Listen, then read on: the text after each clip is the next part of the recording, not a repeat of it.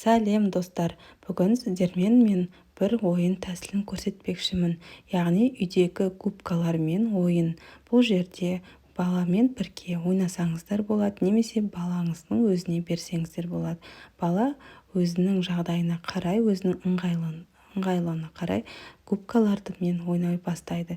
Яғни бұл жерде губкалардың ерекшелігі бұл жерде түстерімен сәйкестендіріп ойнауға көмегі тиеді. Түстерін атауға немесе бір-бірінің үстіне қойып ойнайды бала. Бала ойнаған кезде баланың фантазиясы көптеген идеяларға толы.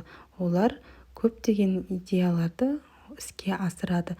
Мысалға, губкалардың үстіне таяқшаларды қояды.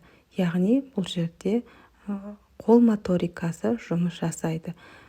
Келесі ойындарды бірігіп жасауға кірісуге болады. Яғни губкаларды түстерін атап болғаннан кейін бірге санауға кірісуге болады.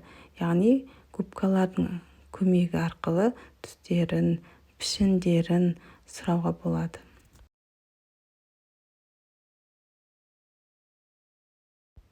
Ойын ойнаған кезде баламен әңгіме айтып ойнау керек.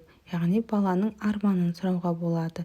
Ал балалардың қиялы ойнаған кезде өте дамиды.